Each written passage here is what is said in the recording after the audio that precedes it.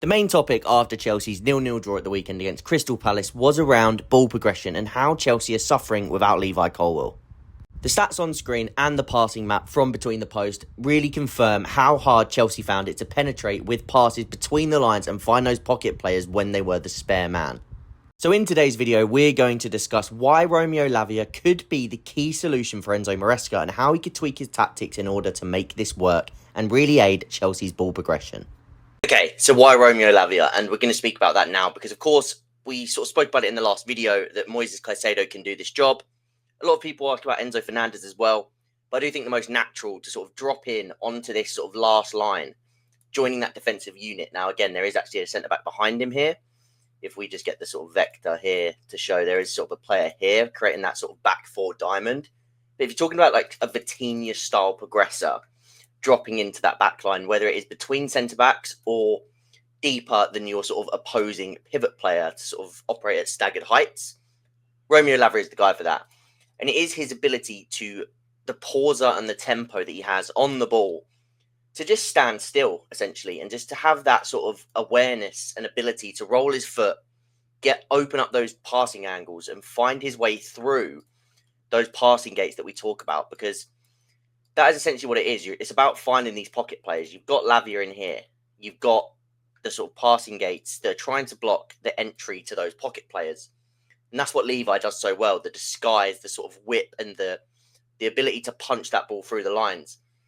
Lavia's ability to stop on the ball is actually so key because it allows moving parts to happen around him whilst he assesses the picture. And what he's so good at is manipulating that ball, but also he's got the confidence to just whip that ball and put it through those lines of pressure. He's willing to take that risk because he trusts himself, he trusts his timing, he trusts his technical quality, and he will do that. And that is why when you bring him into this area where he's on the last line, he can sort of be that progressor for you that Levi Colwill has been for so long if you don't have someone like Tosin in the squad. Again, if we move on to here, what's actually happened in this scenario is Lavia was sort of, he's open to this angle here to basically go through here. But the passing angle was shut off by Tonali, who actually presses him like this, which sees him sort of cut the ball inside. Like I say, he's always got that ability to sort of stand on the ball. And then what he's done is he's rolled his way to open up this passing angle, again, through this passing gate, which is now wider because Tonali has stepped out.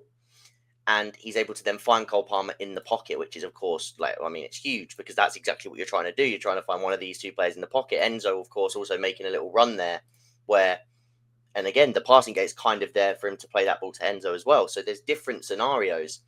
And Lavia is willing to play against momentum. He's willing to punch that ball through the lines. And he can be that guy that progresses play for you.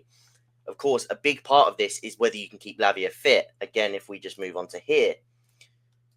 1, 2, 3. That's sort of your back three. And then you do have Colwill out the picture as well behind. But again, look where the sort of the lines of pressure. That's City's first line of engagement there with Haaland. So Lavia is dropping in.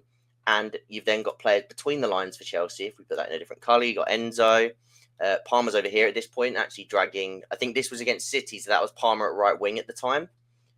But you've got these sort of scenarios to find these players between the lines. Cole Palmer's going to sort of drift inside. Can he get the ball in here? And Lavia is going to be the one that can sort of pick that lock, wait for things to happen, wait for those passing gates to expand, and then have that punch and that confidence to put it through those lines and find those players.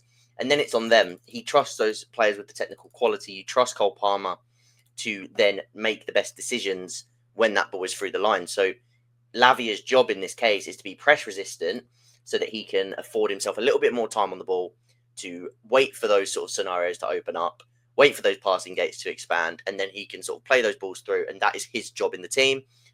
If he's fit and you can keep him fit, he can be a way of sort of easing the tension when there is no Colwill and if there's no Tosin. So maybe what you do is you try to have them rotate so that Lavia and Tosin aren't playing in the same games, purely so that if Tosin was to get injured, then you have the backup plan to fall on of Lavia. Maybe it's something like that. Let's go into the tactics board and speak about how all of this could work. Okay, now we're on the tactics board. I've sort of set this up with Lavia in this instance in the team instead of Enzo Fernandez. There is different ways that you could do this, but the idea, again, with sort of Adebayo not in the team, Tosin not in the team, the idea for me would be to keep one of them available at all times, as I sort of mentioned in the last section. So if we sort of put the zones up on the pitch, the idea would still be to go into this sort of 3-2-5 area of the pitch. Now, one way would be to release James a little bit higher up, split the centre-backs, allow Lavia to sort of drop into here, and then maybe you've got Caicedo and Reece is actually inverting a little bit higher up. So you almost end up with something like this in terms of shape. Could even look a little bit more sort of narrow with sort of players like this. There's different ways it can look in terms of like a 2-3 base, with the other fullback either pushing up to overlap or to go into the pocket. But the idea is to allow Lavia to sort of drop into these zones that we spoke about earlier so that he can be the one trying to progress play and either that into the pivot like we do here and trying to find those little moments where he can roll his foot on the ball, find entry to the pivot, or use the pivot as a blocker, as a wall, as I like to call it, where you've essentially got two markers that have sort of gone with those players, and you're going to use that pivot as a wall to manipulate around it and find a little passing angle in to one of these players dropping into the wide receiver pockets.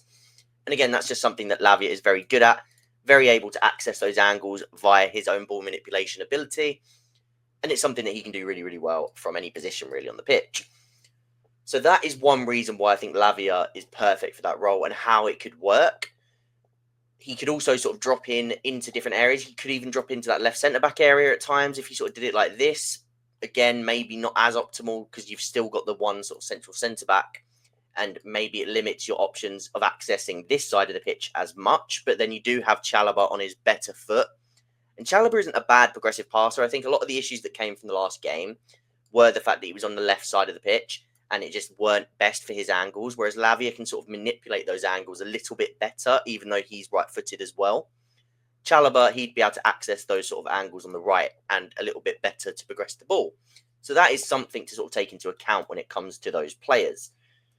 With Tosin, again, the reason for sort of keeping them sort of separate is that, of course, if Lavia's then out, Tosin comes in.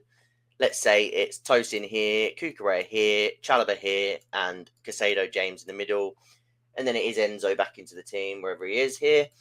Again, that is pretty much how it would have been last season. Tosin in the Colwill role, Chalobah as the right centre-back, or even a Chempong if he sort of proves that that's something he's sort of in the team for. If he can sort of beat Chalobah to the position now, then that's on him, because I think he was really good at the weekend, a Chempong. Dealt with Mateta really well, a few really nice carries, and I think in this right centre-back role, it is his to sort of win for the future, because he is so top level. So in terms of balance, if you can have one of these two, I think they're the important players this season. If you don't sign a central centre-back, to have both of these two as options, and then to also try and develop Josh in that central centre-back role as and when you can in sort of games that are a little bit lower quality.